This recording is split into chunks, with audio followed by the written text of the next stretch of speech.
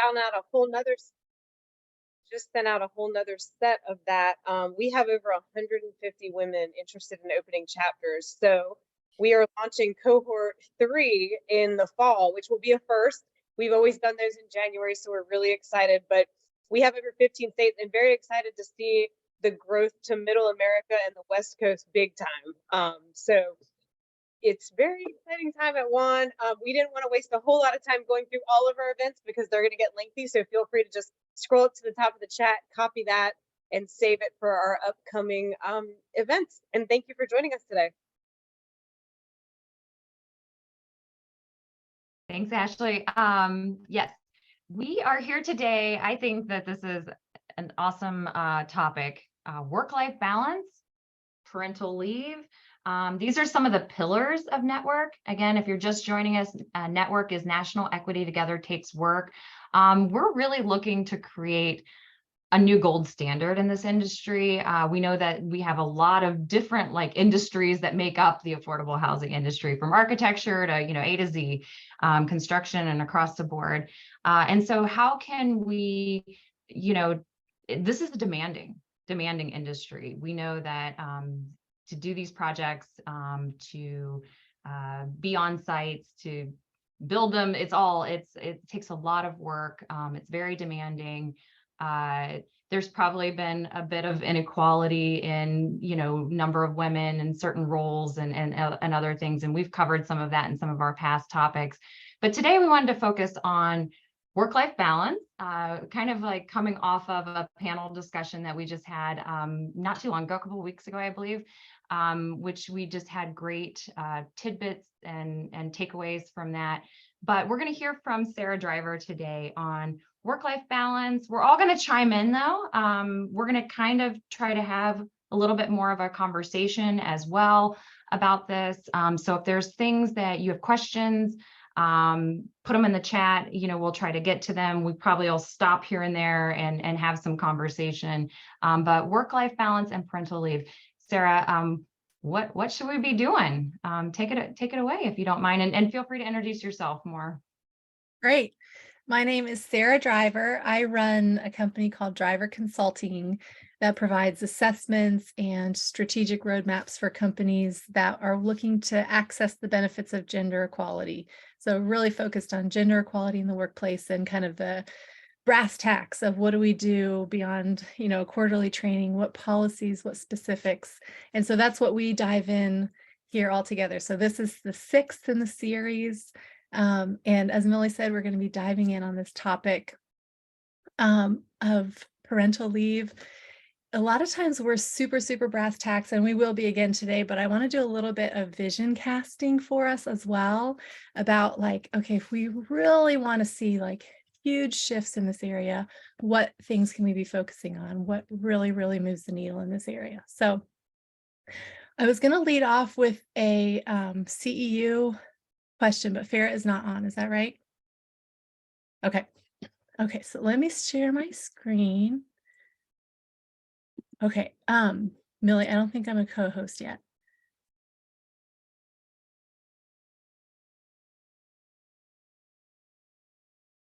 Perfect. Thank you so much. Okay. Sorry about that. Not a problem at all.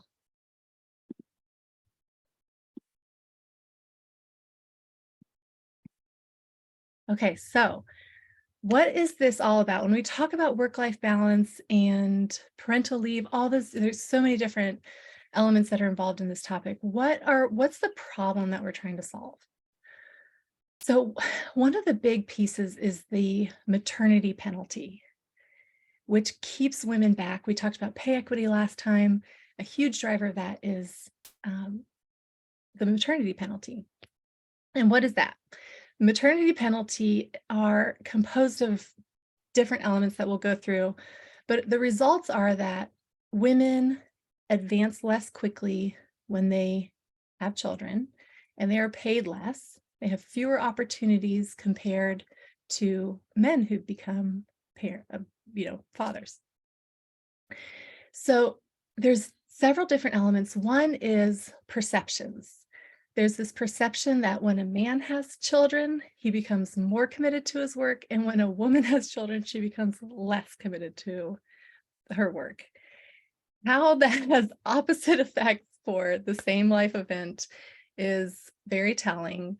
But it has an extreme impact on what opportunities are offered, what advancement is offered, even offered, just like, oh, I assume or perceive that they will not even want to consider this. And so I will ask and present the opportunity to someone else.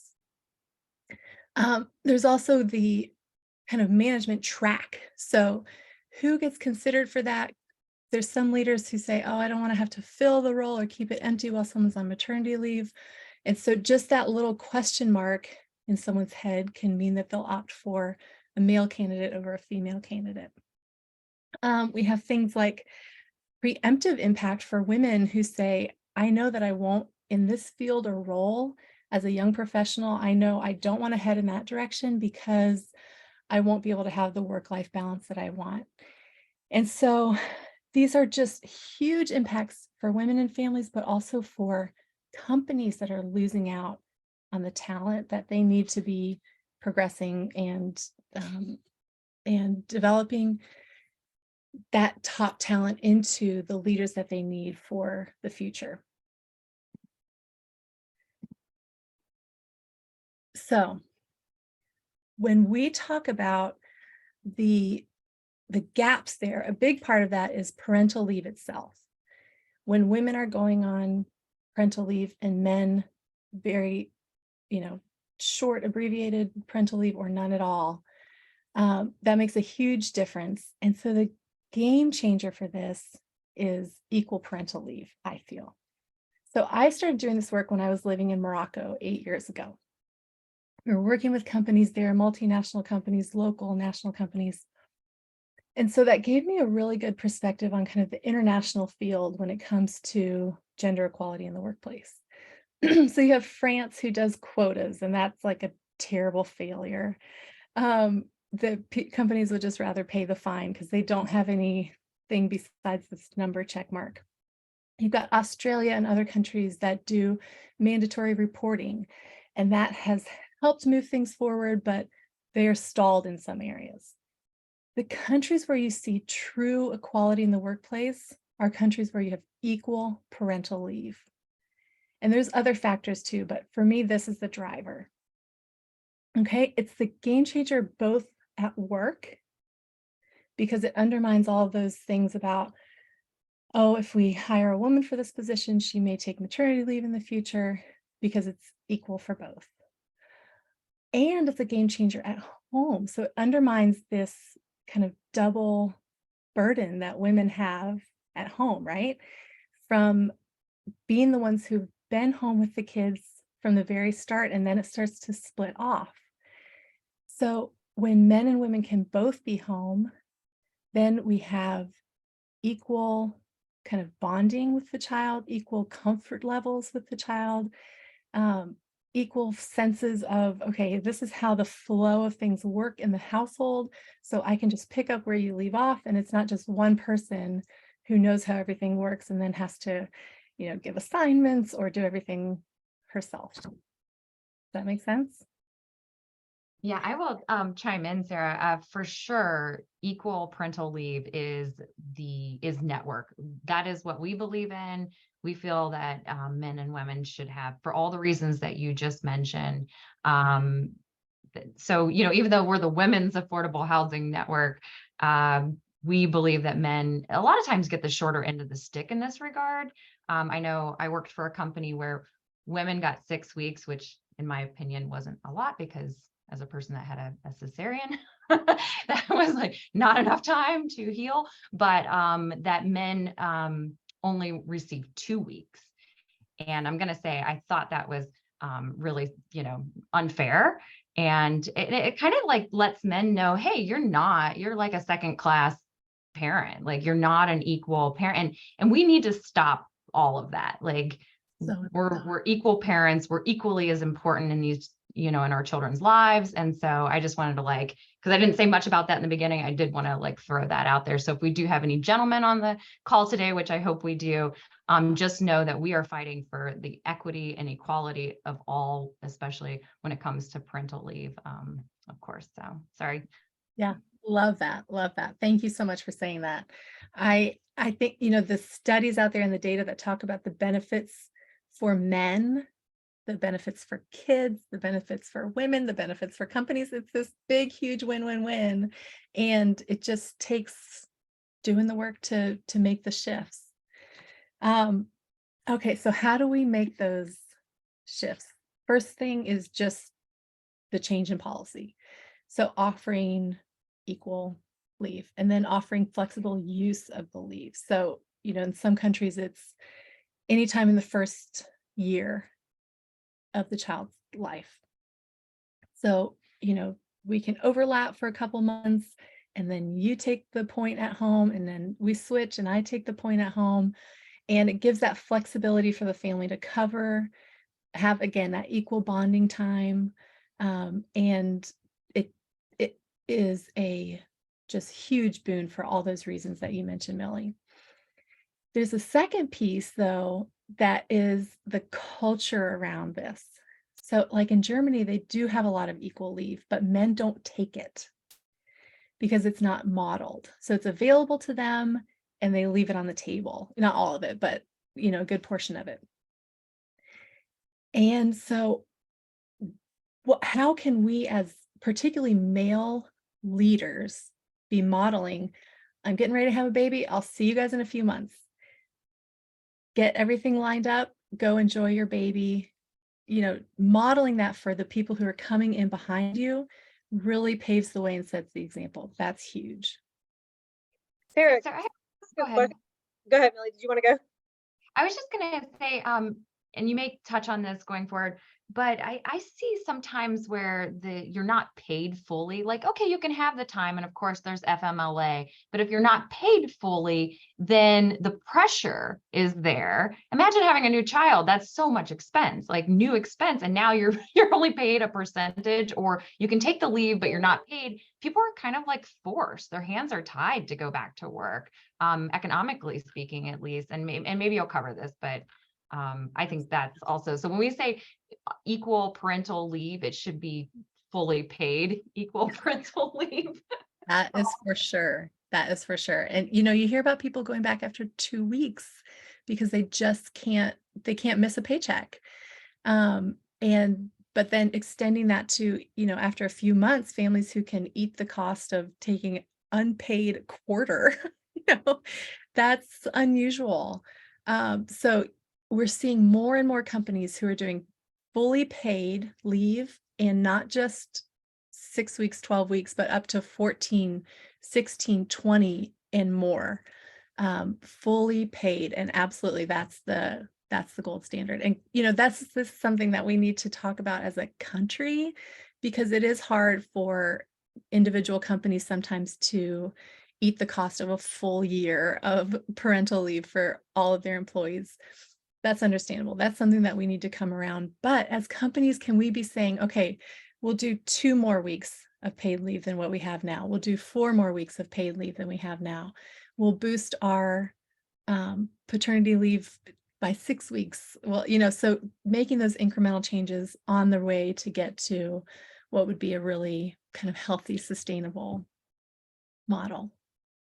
And Sarah, I assume companies, when they hear giving maternal and paternal leave equal, that the first thing they think is dollar signs.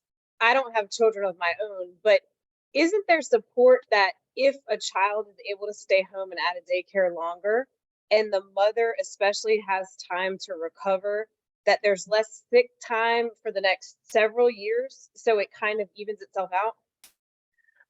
I think I've seen some data. I don't have it right off the top of my head, but absolutely. I mean, just the sickness for the child, the health and recovery of the mother, all of that. Absolutely. There's definitely payoffs over the long term. I have to, I'm sorry, I keep bumping in here. I need to introduce Dominique Dove, who is on our advisory board for Network, the National Equity Together Takes Work. She's in the audience here, but she actually was instrumental, and she can come on and maybe say hello and give a little example. She did all of the worked with a couple of people, a grassroots effort to revise the U.S. Army's paid leave policy. And so she's quite amazing. And I think if the US Army can do it, and she could tell you more, or maybe she can pop some things in the chat. Sorry to put you on the spot here. Then, you know, then we can do it. I feel like we certainly, with the US Army being, you know, predominantly men, and she said it had to go with all the generals and all of that, you know, to get approval, that I don't see why individually we can't become the squeaky wheels and make the gold standard that we want. So I just had to shout out. And again, if she's maybe she's having some technical difficulties, maybe she'll jump in and share a little bit. There she is. Hi, thank you for yes, I have a very bad signal here in my office, so I had to walk off by the window. But yes, the US Army did make a lot of new policies for parental leave and other things that relate to pregnancy and postpartum. But most recently, males are allowed to have 12 paid weeks of paternity leave, and that includes adoption, and they have a year to take it. So, and they can take it in 7-day increments. So you can do it all 12 weeks, or if there's a mission that's going on, commanders can let them take it at, 7 days at a time.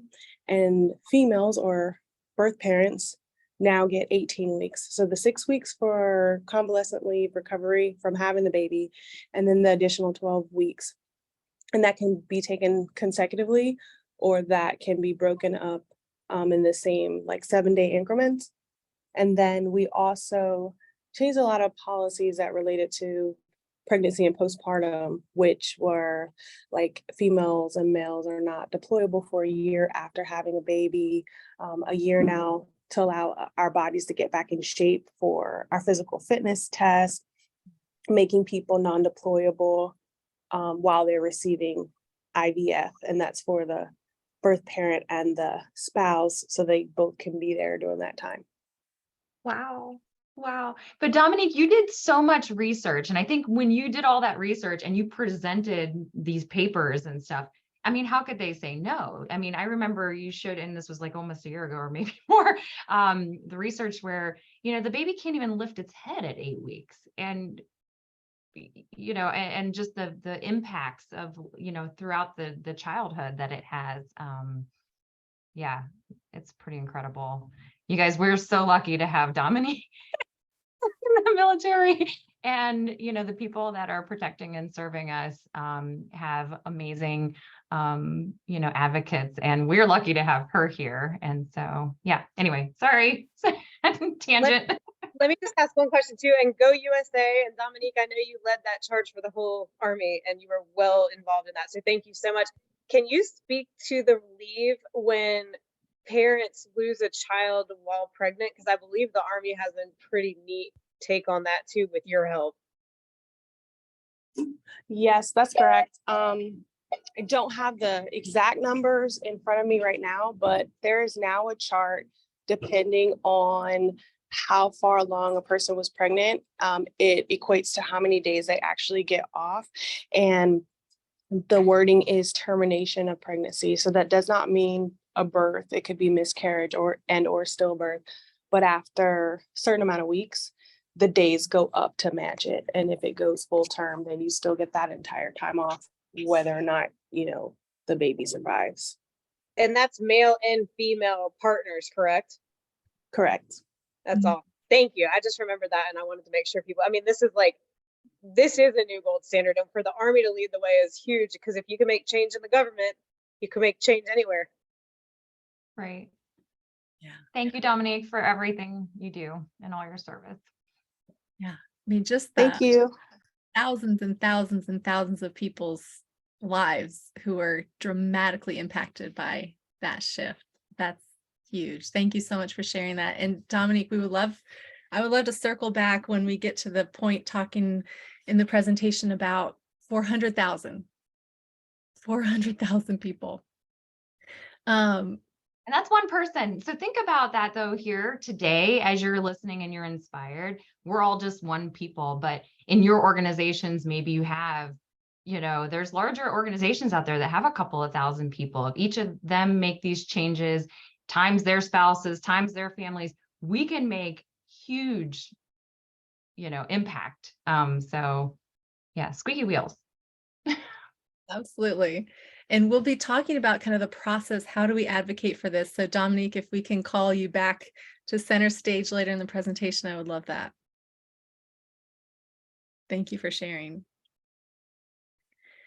Okay, we'll skip the CPE. The next piece that I want to hit on for kind of the visionary thing that is less common now, but if it could be common, would be a game changer, is part-time management positions.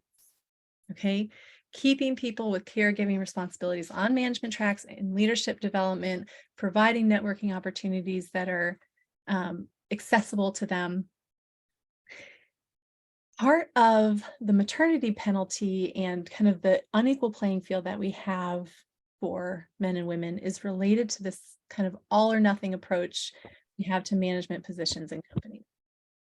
Studies show that more than 90% of management positions are full-time. That leaves a very small percentage for people who have to drop down to part-time to stay involved in leadership and continue to gain that experience, continue to gain that development. If a person needs or wants to slow down, then of course they usually will have to take a non-management role or even kind of a dead-end position, which is how a lot of people in part-time work feel, even if they are doing a great job, have great management skills, and are just a high capacity employee. After the age of 35, women are twice as likely to work part-time compared to men. And by age 55, men are twice as likely to be in management positions. Okay, this is a huge loss for companies of talent and huge driver of both the leadership gap and the pay gap. So on average, there's a solution. On average, companies that have more part-time managers have more women at executive levels, right? Which makes sense because you've been able to keep them on the track. This is huge, huge, huge. Leading employers are figuring out how to do this. We want to keep women in these positions on this track. And the CEU question related to this was, have you ever had a manager that was hard to get a hold of, even though they were full-time? Which I see Jen is here. Millie, do we want to give Jen a chance to kind of explain? Yeah, Jen, are you able to pull up the CPE for Yes. credit? Yes. Okay. So I just put it in the link. I have the first two polling questions open. The first one was, right now in your life, balance. Do you feel balance between personal and professional demands? Right now, do you feel balance between them? Yes or no? And then second one is, have you ever had a manager that was hard to get a hold a lot of the time? So I know when you log in, because it's kind of set for Tidwell, it has our company or has our office locations. Just pick anything, it doesn't matter, and just get in there. Right now, we have a couple folks that have, some people say fairly balanced. It's manageable, but sometimes lopsided is our leading answer for the first question. And then, have you ever had a manager that's hard to get a hold of all the time? We're coming in at over 70% yes. So And whether they're full-time, part-time, they're hard to get a hold of sometimes. Jen, thank you so much for jumping in to help out you all. I know this was a last minute change of someone being out of the office unexpectedly. So Jen's jumping in at the last minute to make sure CPE is available. So anyone that's looking for CPE, hop on and answer those questions in the chat. Thank you, Jen. No problem. Yeah, thank you, Jen. Okay, so thanks for sharing that feedback. I have also had managers where it's nearly impossible to get a hold of them. And so when people object to part-time positions, like, well, what if their team needs them on the day that they're off, or if they take a couple afternoons a week off, what if their team needs them or someone needs them? I have had plenty of full-time bosses, supposedly full-time bosses, who I could not get a hold of to save my life. I would much rather have had a part-time manager who was on the ball for the time that they were there. Even if it's every other day and I can access them, that's a huge improvement over some of the so-called full-time people that I've had in management positions in my companies. So it's, how can our companies kind of shift in this direction? We know that it helps increase the rate of women staying in their positions, of staying in work, and staying on the management track. We have, it's important at the beginning to establish clear timeframes, clear communication about what's working, what isn't, keeping communication open. You want it to be something that really works well so that there's not backlash and people saying, look, this isn't working, we need to go back to full-time.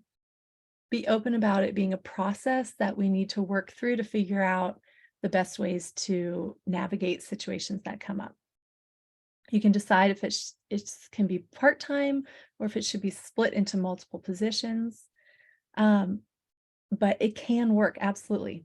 Prorate the salary, prorate the benefits, and the benefits to the company, of course, are incredible in terms of facilitating work-life balance, keeping caregivers in the leadership pipeline, as we talked about, optimizing true talent rather than just who's able to be there a certain number of hours a week. I think one of the key things is that it prevents burnout of caregivers stretching themselves too thin, trying to stay in these positions, getting completely overwhelmed, and the stress bleeding out in every area of their life, affecting their mental and physical health, all to try to stay on this track, which we need them in anyway. So let's make it sustainable so people aren't burning out. Hey, Sarah, can I ask a couple of questions that popped up in the Q&A? If you work part-time, do most people have to share workspaces? I think that it's, especially since COVID, you probably see those like little hotels and stuff. That was one question. And then if you have a hard time setting boundaries, are there any tips to not try to do the same amount of work with a third of the pay because you really do want to spend more time, with your children? Yeah. I think it has to be really, finding best practices about how to set the limits. So it's like, I'm not still a full-time employee, but just getting paid less. Saying I will not be answering emails on Tuesdays, or I will not be answering emails after 3:00, or, we're known around the world for our it cannot wait work culture and the work-life imbalance that we have. The United States is unique in this area. So it is a cultural shift of saying I can still be effective. I'm still committed. I'm here 100%, but I will not be available between these hours or until after my kids go to bed, or, however you want to draw the lines. In terms of sharing space and keeping that as an open conversation so there's not resentment building up, or questions, but just keeping those lines open, establishing from the beginning that we need to be keeping those lines of conversation, not just feeling like it's one and done, we're going to do it and it's going to work or not, but being able to kind of figure out as we go. And the honesty of being able to say, this is, people are not respecting my boundaries, the time frames, and having someone who's willing to enforce and say, Sarah's not available this time.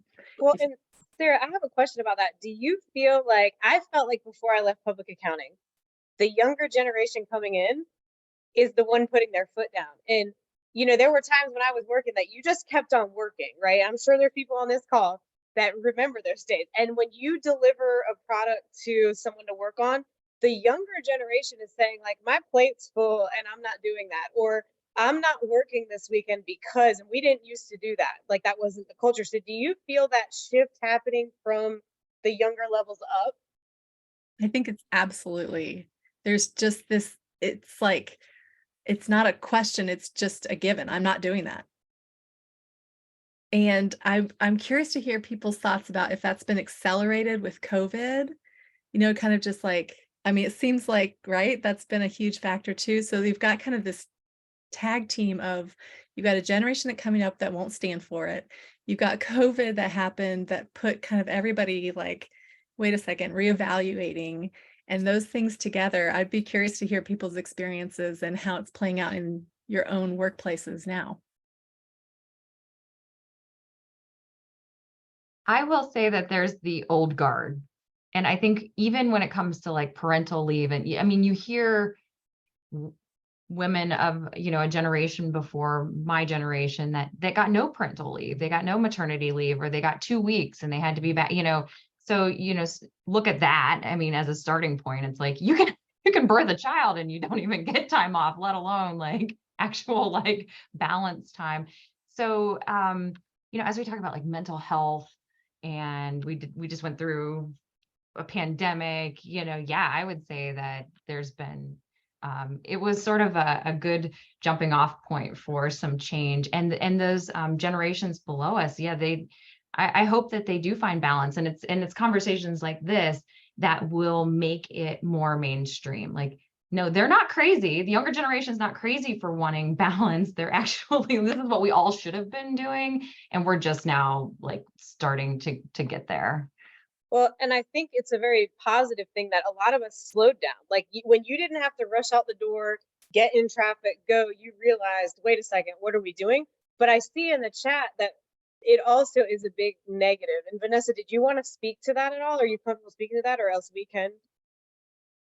Oh, yeah, absolutely. So, as part of my work with the Inclusivity Institute, I actually went to the NCRC conference last year.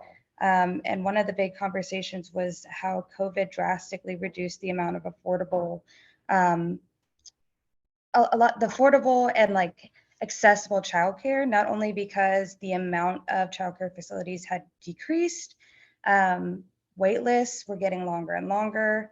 It can take up to 2 years to get approved for a childcare voucher, which means you're not, if you're a single income family, you are not able to pay for most childcare that's out there. I believe the numbers were at this current point, the cost of childcare is 35% of the monthly income for a single parent household, 10% for a dual income household. And it is actually recommended that it should only make up about 7% of your household. So even for a dual income family, that's higher than what's recommended for the monthly expenses. There's so many people where their childcare is more than their mortgage costs.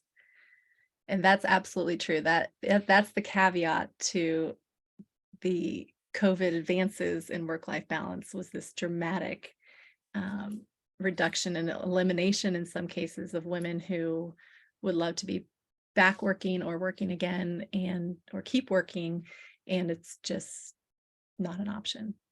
My childcare is 2 times my mortgage, Rachel says.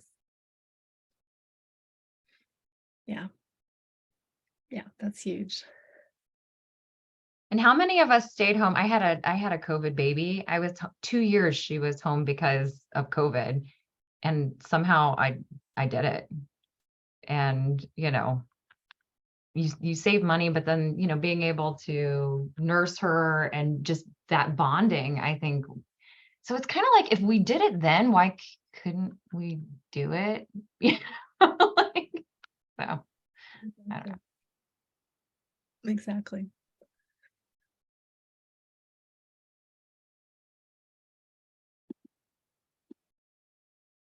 Okay, so let's just wrap up with a few, we'll wrap up the kind of what should we be doing, and then we'll talk about how can we get there. But this work-life balance piece, it just matters so much. When we're stretched to the max, we cannot show up for each other in the ways that we want to. Our mental and physical health suffers. I mean, we see so much of that. Our stress bleeds on to our kids and families and neighbors. And, again, we're just kind of unique in the world in this way. And really, we suffer for it. It has very real impacts on us. So a couple other things I wanted to pull out.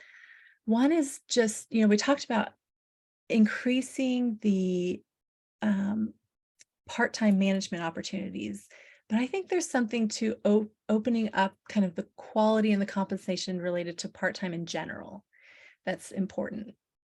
So largely, part-time work, as we heard before, is mostly women who are doing it. But can't we make that attractive and fulfilling work? It doesn't have to be kind of a dead-end job. Part-time workers, according to one article I read, are typically more positive about their work experience than those who work full-time, except when it comes to their long-term career opportunities. So people feel like if I go to part-time, I'm killing my career. And a lot of times it is seen that way. And it's also compensated that way. So prorating salary benefits for part-time workers and not just kind of dropping down to like it's part-time, so it's less than the prorated amount for a full-time position, is not valuing that work in the way that it should be. I also want to highlight, there was one company that I worked with where we did we always do surveys and talk about work-life balance for men and women and parents and non-parents. And the worst work-life balance survey results in this company were for non-parents. And that was interesting because, and we had a lot of conversations about it, and we found that actually this is common, that people who feel like they don't have a family excuse for not being on all the time are there to kind of pick up for everybody else. If we're going to have work-life balance, we're going to have to say that projects can wait. It can't just be someone else scurrying in and working double and not being able to have any time off. This is a huge thing, making sure that work-life balance is for everyone, not just for parents. Ashley, you're nodding. Is there anything you want to say? I want to say something. I was that person up until 3 years ago when I had my daughter. I was the extra hours, put in whatever, I'll be there, I'll get it done. What happened though was obviously I had a baby and COVID and all of the things. But in terms of my employer, they were used to the old Millie, the, work extra hours, get it done. And now I needed more work-life balance. So I totally agree with what you're saying. That can happen, and we should be mindful of that. So if any of you are managers or overseeing, and maybe you have younger people on your team, maybe they're not married, they don't have kids, but they still have lives, and they still should be afforded the same balance that we're sort of fighting for parents and caregivers. And if you're like me, I'm in the sandwich situation. I've got a kid, and I've also got an aging parent with health issues. So I'm so glad you mentioned that, because I was on the flip side of that. And yeah, you just kind of feel like I'm the workhorse, right now for the time being. But, Yeah, I was just shaking my head because mine was self-induced. I never felt any different pressure than any parents. But what I was proud of is I had a teammate in another office from mine, but that would voice this a lot. Like, how come I'm getting assigned all of this just because 2 other people at my level have children? Or how come I'm the one that doesn't get to take a weekend off, but they do because they have children? So I think it's interesting. Mine, again, I didn't feel pressure. Mine was self-induced when I worked the extra hours when I did, but I like when people stand up for that from that side, because it was the first time I had heard it. Yes, I love that. Yeah, Stacy says it well. We need breaks because we are human, not because we're parents or caregivers or anything else. And Humans. Sarah, the other Sarah on here says the treatment of child-free folks is a huge unconscious bias. So I think she might have attended one of our other trainings potentially. So Well done. Well done. Absolutely right. Yeah. There and yeah, I mean, that could be a whole session just on it, on that topic. You're absolutely right. Yeah. The other piece here is that I want to touch on is just flexibility, flexibility, flexibility. From the session a couple weeks ago that Juan did, that was the main thing that came up. It was, flexibility in terms of where I work, when I work, maximizing that flexibility, whether it's summer hours or 4-day work weeks or remote and hybrid work. There's all kinds of creative solutions we can find to let people do great work in different places and at different times. Okay, so I think we have another, yes, want to jump into the kind of how of all of this. So Dominique, can we call you back up to share kind of how you approach this? We talked about this during the last session a little bit in terms of how do we advocate, what approach, how do we make sure like we're coming at this from we're all on the same team working toward a common goal. Dominique, can you share about how you approach that? What was successful, maybe some setbacks you had along the way, who you had working with you, all those kind of good things that come with the advocacy work. I don't see Dominique on unless I'm missing. No, but having like she was on a panel for us about a year and a half ago or 2 years ago. Oh gosh, like time is flying. I do remember that she said it was all about the research, like putting together, and we've seen that from other examples, like one of our other wonderful advocates is Kathleen Day with POA. It was really when you put something in front of them that has research and data. And that's actually one of the goals of Network as we are looking to go into our second year and sort of after we complete this series is putting some resources out there, some data, some things like this isn't just, Millie saying, oh, I want more parental leave or I need, this or that we can actually put some data and some statistics behind these requests. And I think to one of the other commenters is, again, creating this gold standard is just going to apply pressure. If a company isn't doing these sort of things, eventually they're not going to be as competitive. So I think that she really, Dominique had said, like, it was the research. I mean, just a document just full of, this is what happens when children, babies don't have their parents and, there's health outcomes, of course, for parents and children. So I'm sorry, I'm talking for her, but. Yeah. Thanks for relaying that. That was such a powerful panel. Those phenomenal.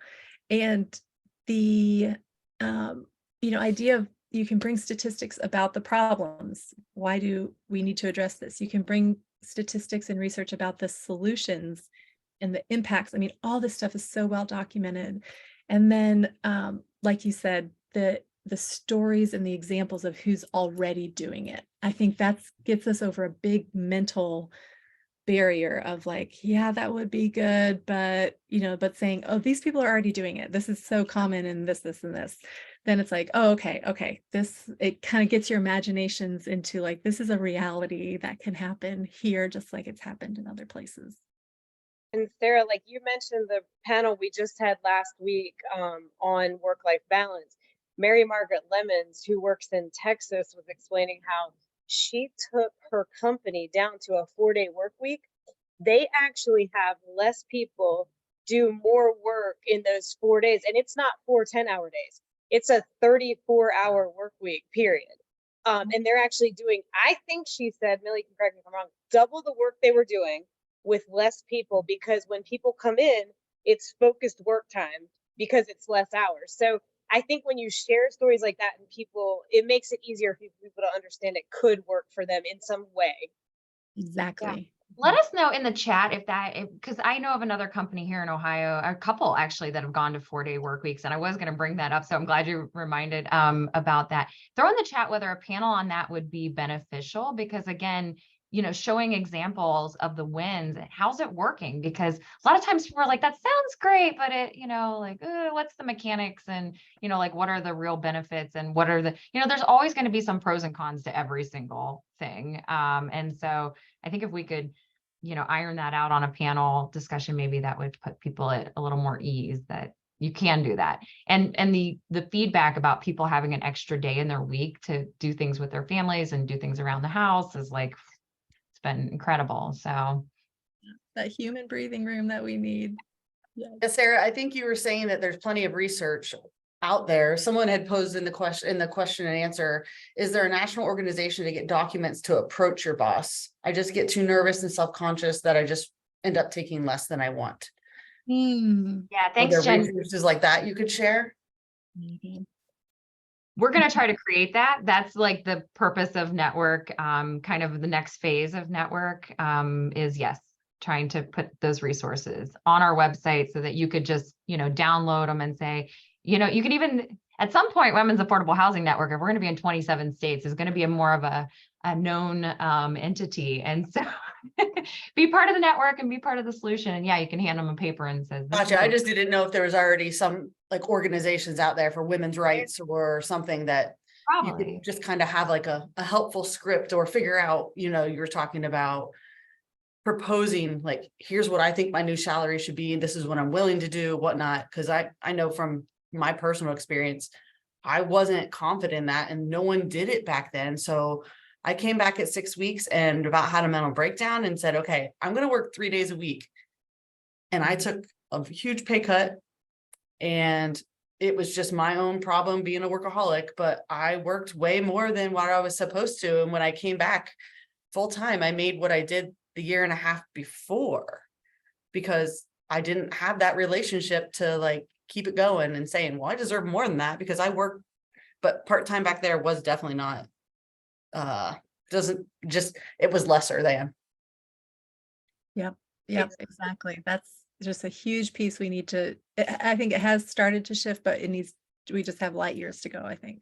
Yeah, and Sarah, I just was going to jump in. Jen, thank you for sharing that. Sarah put some organizations in the chat, and I just wanted to point out one thing that Juan is going to do is marry some of those to the affordable housing industry. When you pull stats, for instance, on diversity, we all pull from CREW or ULI. So Women's Affordable Housing Network is trying to translate that into what is the affordable housing, and then marry some of what these organizations are doing to make it more tangible for everyone in affordable housing to understand we can also do this. Yeah, that's so valuable. You guys are playing such an important role. And if anybody is super, super like passionate about this, please email. We would love to put you on a working committee. We can use all of the, firepower that we can get. And so some of those projects that we just mentioned are, out there and we need help with them. So that's a great volunteer opportunity plug.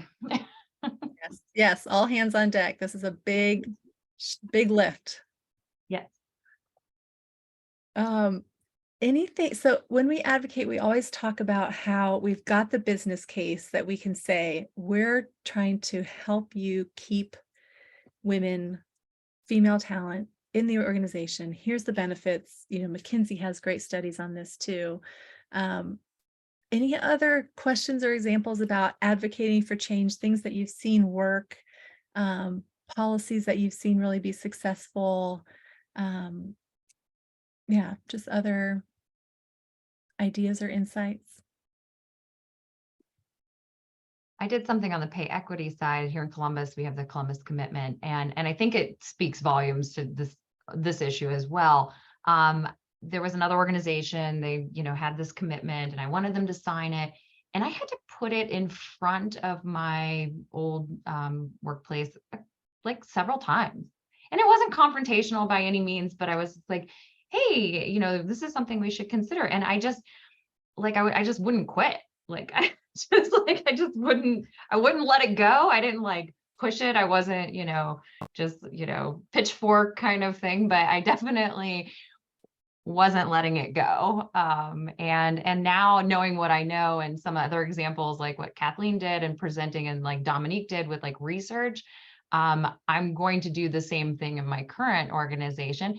And I'm just not going to like let it go. I don't think you have to be confrontational, and maybe you're like nervous, but at some level, like we can sit back and be quiet about something, or we can step up and try to affect change. And, I wouldn't put yourself out there in a way that you feel like, oh, you're going to put yourself at risk, but it's okay to be the squeaky wheel. It's okay to say, hey, I don't think this is really fair, or hey, there's these other organizations and it's working, and like just ask questions too, like what is our policy, and have we considered, is there something in the works, are you looking into this? I guess I would just say that, just the squeaky wheel Yeah, will get the grease. Might take a couple years.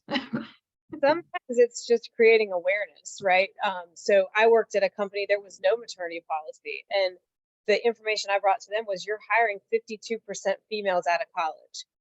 Like, that's very important then to have a maternity policy. So I think sometimes everyone's so busy doing their own work and keeping that company on track and leadership that once you raise that awareness, they're happy to comply and happy to make adjustments. It's just not something that has come to their attention before. Or, for instance, a maternity room. Like, do you have a place for a person to come back and do what they need to do after they have a child? Right. And so it's thinking about things like that. I don't know why it's blanking right now, but maternity, is it just called a maternity room? Nursing room, Nursing mother room. room. Comfort room. Yes, so something small like that. A lot of companies don't have that because right now they might not have someone that needs that. So it's little things like that. And again, just bringing awareness, sharing stories. Does anyone else have a story like that?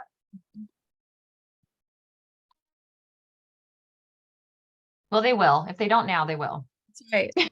I'll go check back. That's right. So let's do our last CEU before we wrap up. CPE, sorry, I keep calling it CEU. Different fields. CPE. Yeah, different thing for different companies. We have, I'm sorry, I haven't read these questions ahead of time. Would you want equal parent leave available to your family? And then the last question is, what one work-life balance policy would you want your company to add? Or which one do you appreciate the most if you already have a lot of them? And while people think through this that are answering the questions, does anyone on here have a partner that would not take advantage of the equal pay leave? Good question. I can see it being a limited time because, yeah, just patience wise and workaholicness, I think he would want to go back sooner than me. Get out of the house. Right. Yeah, I think it's going to take a huge shift. Like also Stacy put on here, my husband wouldn't, Cindy said her husband refused to take any time off. So I think that's also another thing, is starting those conversations and getting people comfortable with taking that, because women are comfortable in asking to take off because of physical needs is how that starts. But I think a lot of males might be hesitant to take that full time off because they're going to feel what we feel when we take time off from work for children's needs. Yeah. The perception from other guys, older generation. Yeah. And then just, I think it was posed, and if you said the answer, I apologize, but it says, if you work part-time, do you have to share workspaces? Like, so just wondering what are all the things you have to give up just to say, I want to work part-time? Right. Yeah. I mean, especially with, the move to remote and hybrid work, a lot of companies have extra workspace. So that shouldn't be an issue for a lot of companies. I know in some spaces that you are expected to kind of shift and, but I think the more that companies can say, you're a full valued employee, if we have the space, we'll make it available. Or we'll try to be creative to make sure you can have your space where you have your stuff, you can put up pictures, you can leave your stuff out from one day to the next. That's an important piece in making sure that part-time employees feel like, they're really part of the team and that they can work comfortably and easily.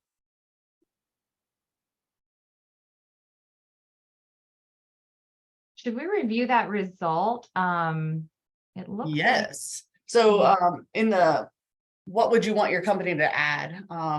Extended parent leave, 6 months or longer, no expectations of responding on the weekends and evenings when it's not an emergency, more flexible work hours, quality part-time option, a 4-day work week.